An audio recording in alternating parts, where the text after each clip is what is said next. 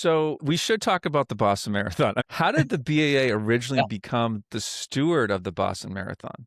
it's a great question. I'm a history buff, so I love All diving right. into the to the history of how the Boston Marathon really became what it is today. And um, back in 1896, at the Athens Olympic Games, the first modern Olympic Games, um, the majority of the U.S. contingent was made up of B.A.A. athletes.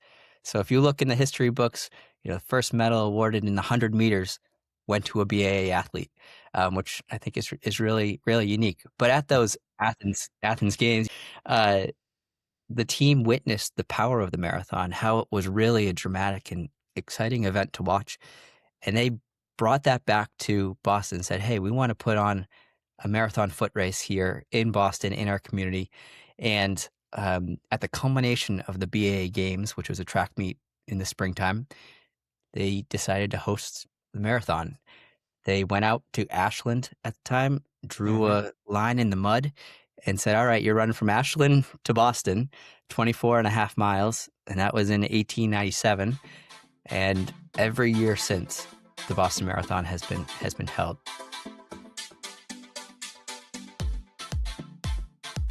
Okay, welcome back to the New England Endurance Podcast, where we explore the people, the stories, and organizations that make the endurance community in New England so special.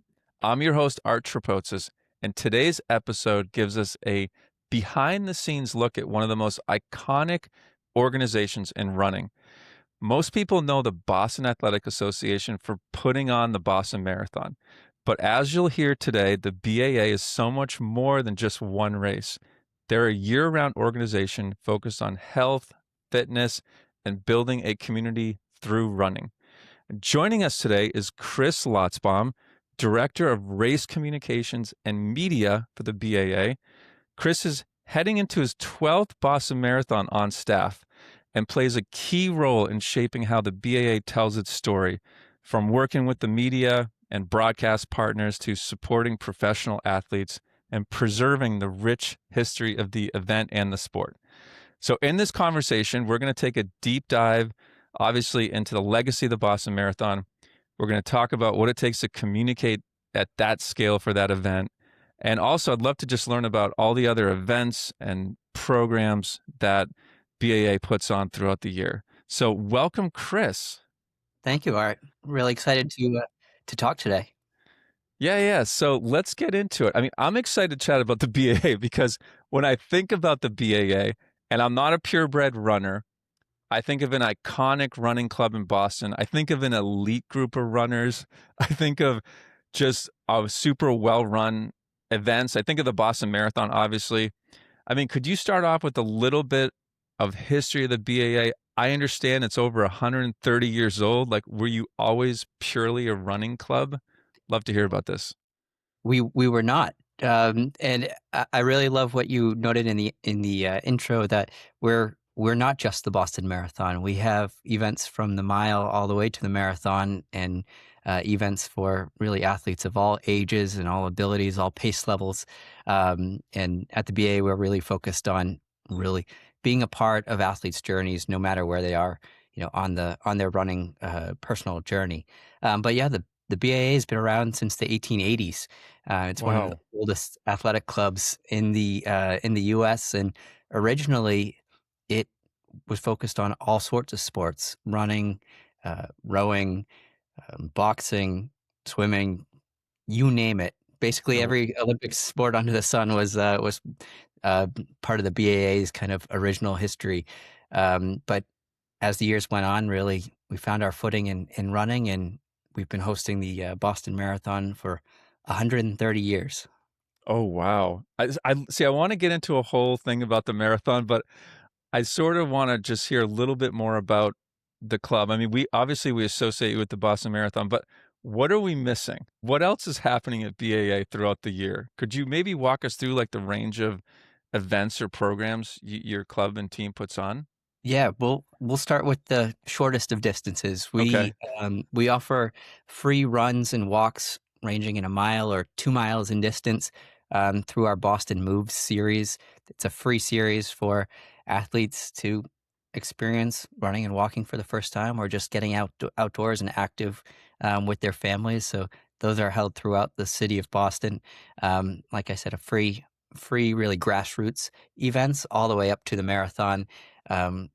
Which is occurring in 1 month's time from when we're recording now. So, Uh-huh. but in between, we have our Boston 5K, our B.A.A 10K, our Boston Half, and a variety of really youth-focused initiatives throughout the Oh yeah, year. like what? Like the Boston Middle School Cross Country Championships, we host those for the Oh city of wow. Boston. We have our Youth Mile, which is coming up for the first time in April, where it's Is that open indoor or outdoor? outdoor on the roads of Boston. It's a new event. Oh wow. We're always looking for different events or new events to put on throughout the year. But this year, on Boston Marathon weekend, there will be a youth mile on Saturday for kids ages 7 through 14 to Uh-huh. experience the thrill of running on Boylston Street Oh wow, that's on so Boston Marathon cool. weekend. So yeah, we're as an organization, we really take pride in trying to celebrate the joy and uniqueness of our sport, and especially on Boston Marathon weekend, getting kids active, from Boston or from around the world, who might be in town, cheering on their parents. Why not run, down Boylston Street? So, It sounds like these events serve different communities. You've got the beginners, you've got the elites. I think is that the way you guys sort of go about thinking about the community, just being able to serve up something for everybody?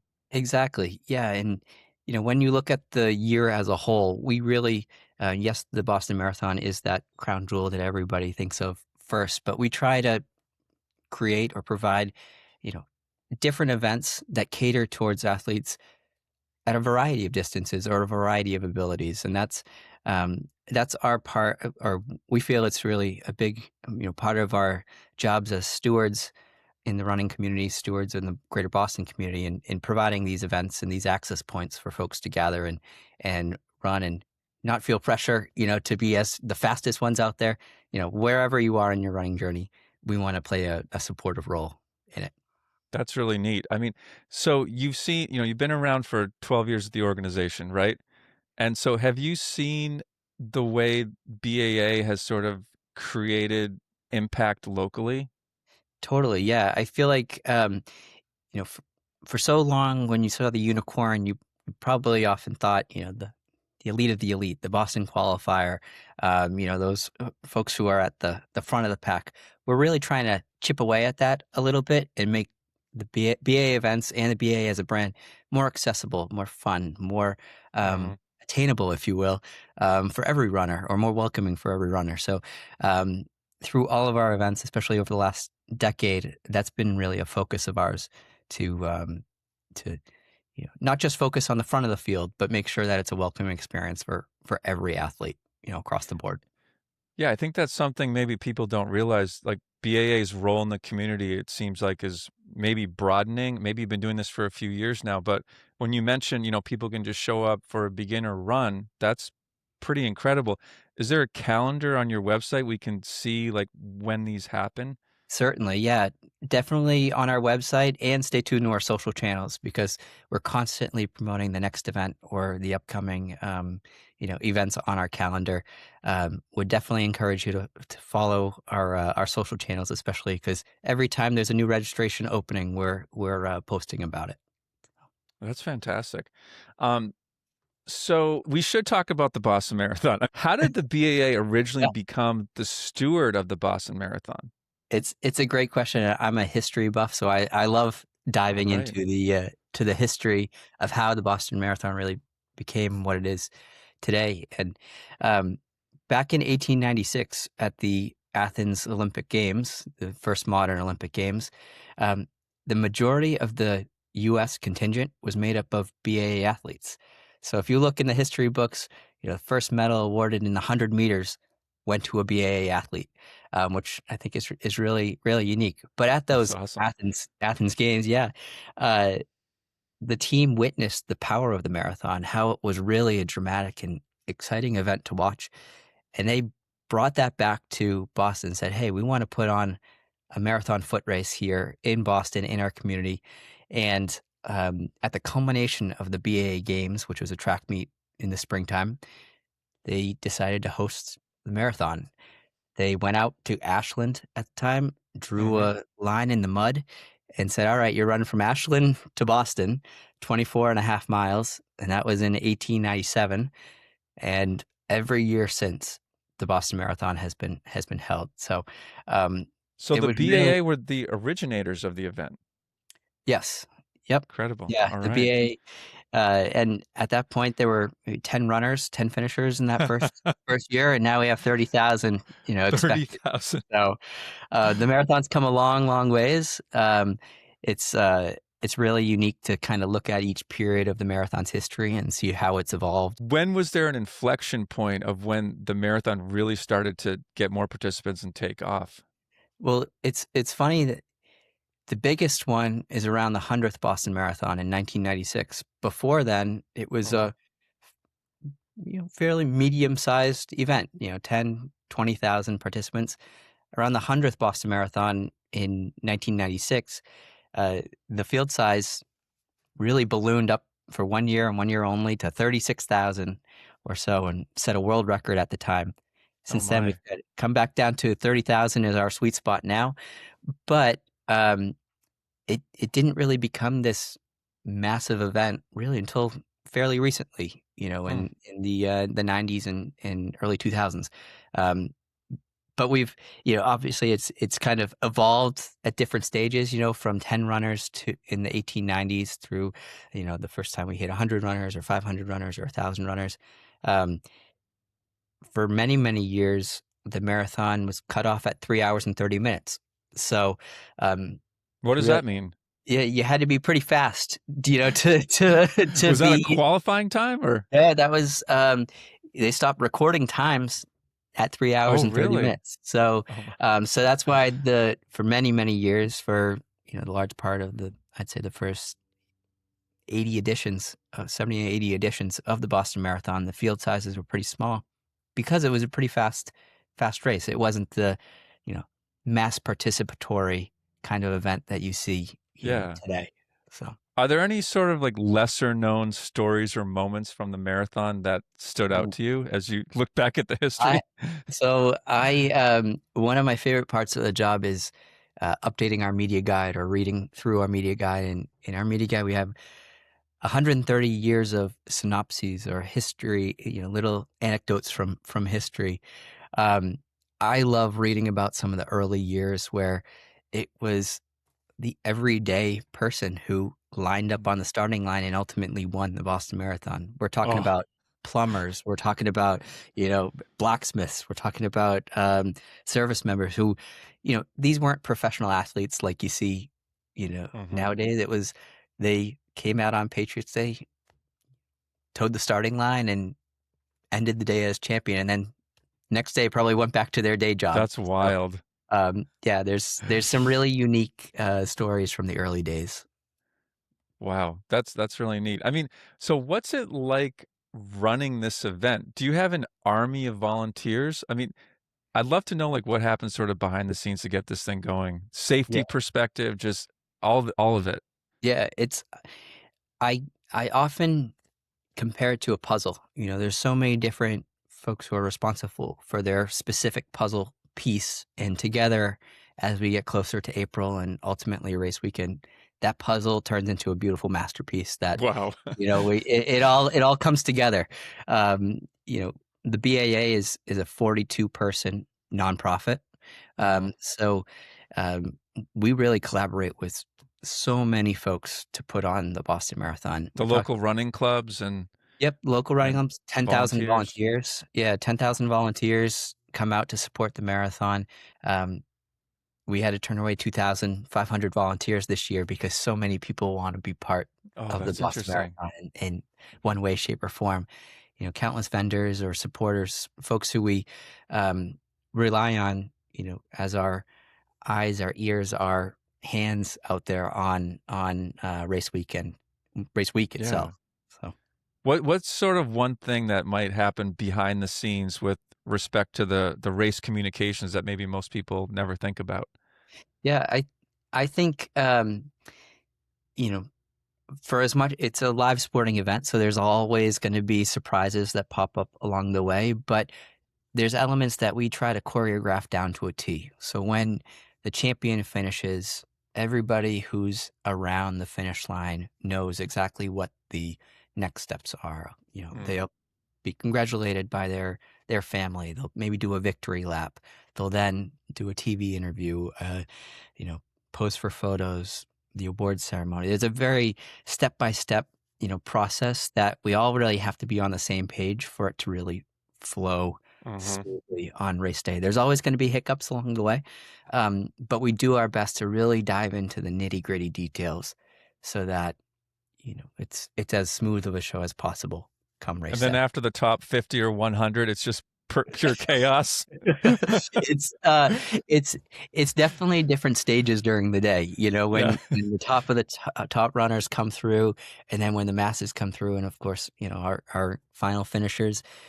We want everybody to have that magical moment on Mhm. Boylston Street, or really from start to finish. But everybody thinks about that magical moment on Boylston Street. So our job is to make sure that the energy is high, that folks are having fun, that um, it really matches or matches or exceeds the expectation that folks have coming into the Boston Marathon.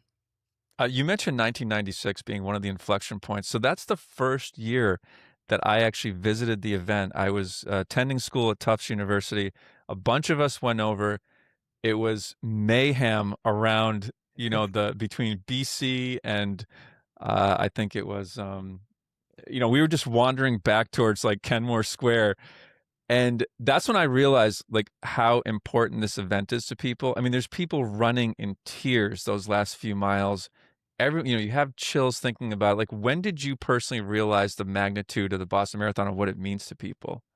Oh gosh, that's a great question. I think, well, I'll start here. Every year, I'm reminded of how special this is. You walk down Boylston Street on race weekend and you see everybody, the enthusiasm, the energy, the excitement. Hmm. It's palpable. I get chills just talking about it now Yeah. because, it's a really meaningful moment in so many athletes, lives or careers, or folks are journeying to Boston maybe for the first time or for the 50th time with their families. And our job is to make sure that it is the the moment that they're going to remember forever, or they're going to talk about forever, and hopefully come back year after year. Um, but what's Yeah. really unique about the marathon is, like you mentioned, it brings so many people together. College students, folks from the community who might, come out year after year and be at the same spot in Framingham or Ashland, Uh-huh. um, and pass that down on to generations. I don't come from a family of runners, but every Patriots Day we went out to the course, and I was, taken aback by how many people were running, b just the celebratory atmosphere, and how Oh, yeah. it's a tradition, really. It's a springtime tradition where I think everybody comes together and just enjoys, the moment, Yeah. and cheers on. Maybe one runner, maybe you don't know any runners out there, but you're cheering, really loud for from the first person to the last person. And it's really unique. Hmm. That doesn't happen too often, in our day to day kind of society. Totally. So That's great. All right. I would love to, for our audience, our runners out there, just have your quick thoughts, I guess, on the yeah, Boston qualifying times and process. yeah. How does the B.A.A. think about balancing fairness with demand, with the prestige of the event, and getting the BQ? It's a fantastic question, and I can tell everybody that we are constantly thinking about the Boston qualifier. Um, we're in a unique position where the sport is really experiencing a boom right now, Hmm. which is fantastic. The demand is really higher than ever, to be part of the event. The unfortunate side of that is that we have to turn away, so many folks who have earned that Boston qualifier. And I can tell you that year after year, we're taking a look at the data and really seeing, okay, where can we make tweaks here? Or, looking 3, 4, 5 years down in the future, do we need to tweak the Boston qualifying process? Or is Hmm. it, we want to, we've challenged ourselves to think about, okay, how can we provide an opportunity for folks who may have been on the outside looking in for 3, 4, Hmm. 5 years in a row. We don't like to turn away, folks year Yeah. after year. It's really, it breaks our heart. But we're cognizant and we understand that, you know, right now we have had to turn away so many people, in recent years. I, The Boston Qualifier it's a yeah. unique, it's I, I think it's really unique that when the Boston qualifying times were implemented, it was in the 1970s. It was because the field had gotten so big, and we're Yeah. talking 10,000 people at the time, Yeah. and really they've taken on this badge of honor and this benchmark for folks to strive towards, which is really unique. And it's Well, and the interesting thing is the benchmark, like for example, last year there's, probably hundreds, if not thousands of people who achieved the benchmark only to find out that you had to be 7 minutes faster or whatever yeah, it was. and that's the thing, going into registration, we don't know where that cutoff will be. It's all about you know how many people apply and where their Hmm. time stands. So, folks often ask us, what will the cutoff be? What will the cutoff be? Well, we we might have an idea based on data from results around the world, over the course of the year, but we won't really get to fine tune, what that number will be until registration opens and we start to see the Ah, applicant okay. rolling in. So, Aren't they going down, down, down the times? yeah, it's and I mean, it's that's what's tough. It's a balancing. It's a little bit of a balance, between how do we focus, on, of course, Yeah. rewarding folks for achieving these special times, but also not continuously move the goalposts, Yeah, if you will. exactly. So It's an interesting conundrum. It seems like maybe a fun problem to try to it, solve. I can promise you we're reading comments and looking at, feedback that we get year after year, to Yeah. try to really, think creatively at what's the next iteration, if you will, Yeah. for the qualifying times. So All right, we'll keep an eye on that. So let's move a little bit forward here. I'd love to understand a little bit how the organization is made up in terms of the club team versus the race team. Can you explain the difference and maybe how many runners are in each program? And how do I get into the program? yeah, yeah. So, really kudos to Coach Mark Carroll, Coach Sarah Dupre Healy, and Scott Cody. The running club has really experienced a boom recently. We've made an effort to expand the B.A.A running club, um, over recent years, and we're now, I think, approaching 400 members. So you'll probably see more and Wow. more unicorn singlets or uniforms out there, and that the club is open to athletes, of all abilities.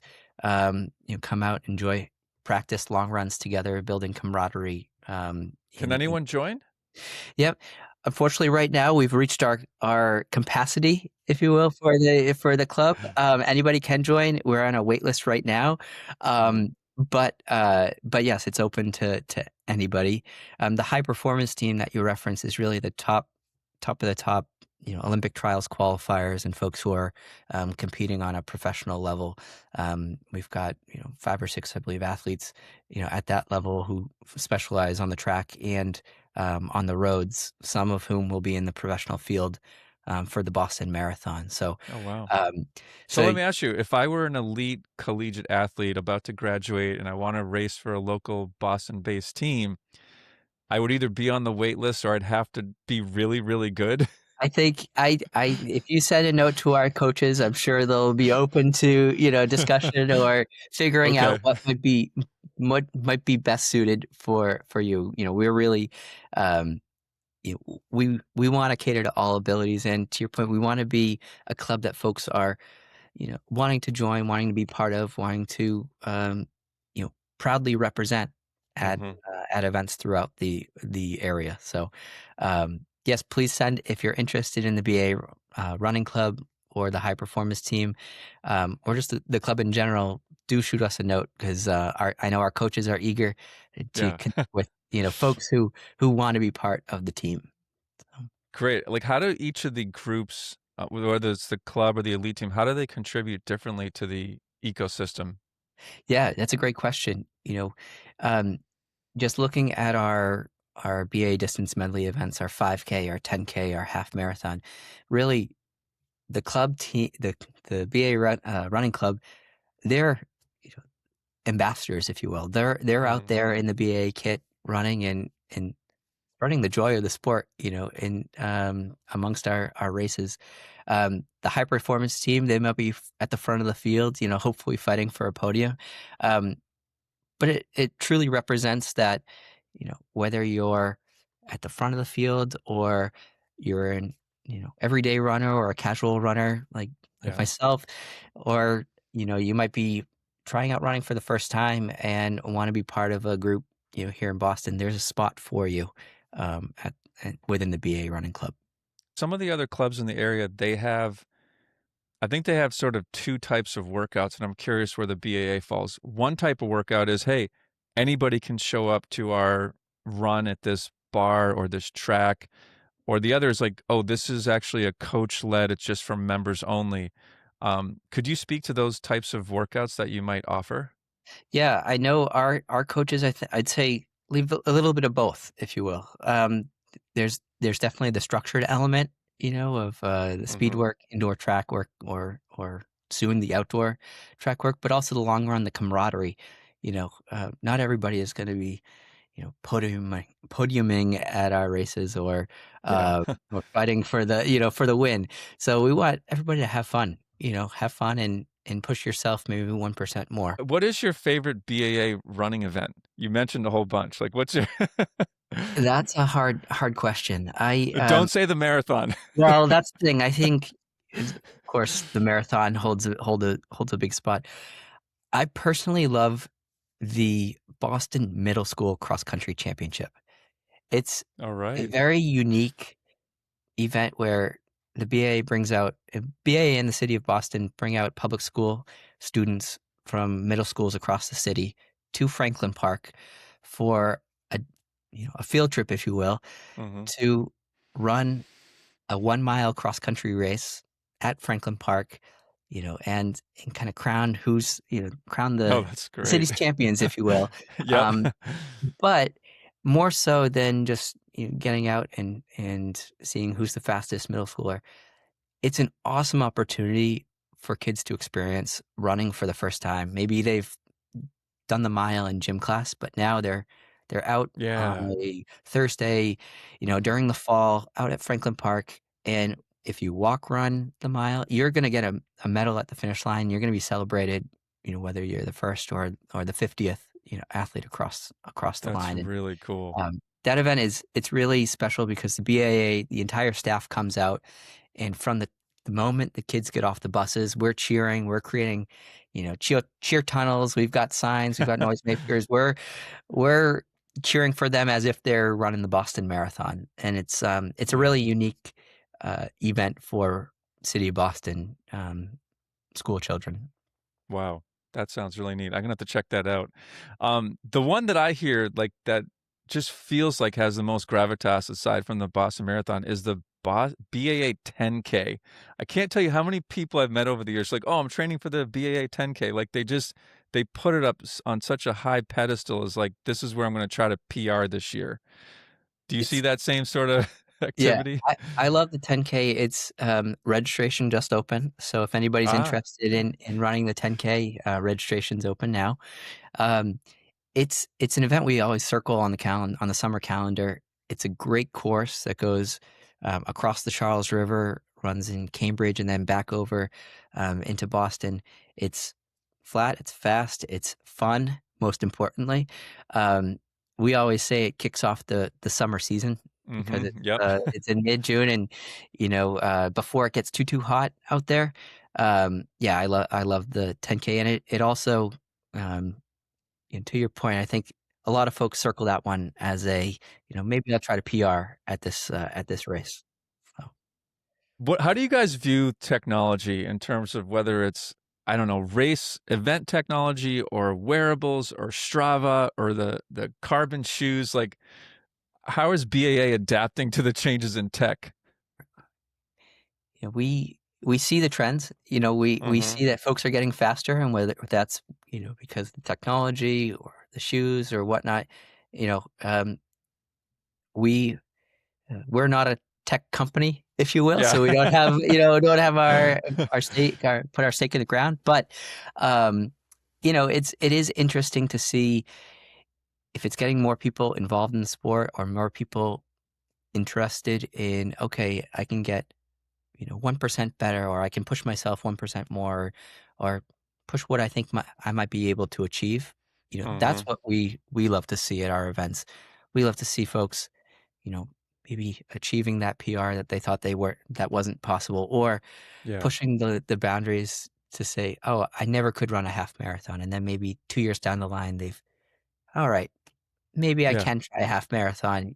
That's where we see, and I don't know if it's technology specific or not, but I think our focus is on the athletes, pushing themselves to be a little bit better, or go a little bit farther than they ever thought Hmm. they could. And I um, agree. You got to get out of your comfort zone. yeah, I think especially to our distance medley, the 5K in April, the 10K in June, and the half marathon in November. And we've heard from a lot of athletes, say they sign up for the distance medley because it's a stepping stone series. You train Hmm. for the 5K first. All right, I can do the 5K. Then Oh, I love that. I can push myself a little bit more and do the 10K in June, Yeah. and then the half marathon, and maybe next year or the year after, strive for the marathon. So, um, Cool. So that's a series, those three races. Yeah. yep, 3 race series That's throughout the great. year. Yeah, and there's Nice. about 3,000 people who complete all three. Yeah. 3,000? All Yep. right. So this is on people's calendars. Yeah, yeah. Registration for that opens usually in January, and folks are circling those dates on their calendars pretty early in the year, knowing that they're gonna, Cool. you know, be part of B.A.A S- races throughout the year. Um, I meant to ask you this before when we talked about the marathon, but what was your most memorable Boston Marathon moment, just personally, like being involved whether it's the last 12 years That's with B.A.A or even going back further?